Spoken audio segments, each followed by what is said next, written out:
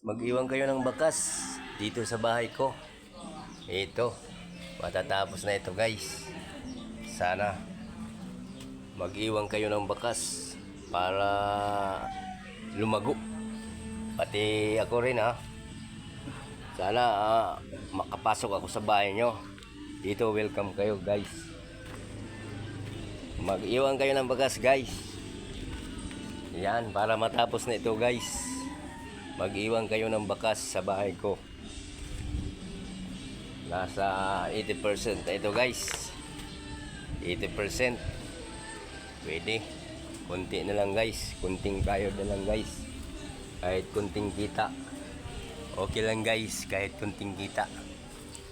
Mag-iwan kayo ng bakas guys. Para lumago ang ating bahay. Para mabuo na ito guys. 100%. Kunti na lang ito guys.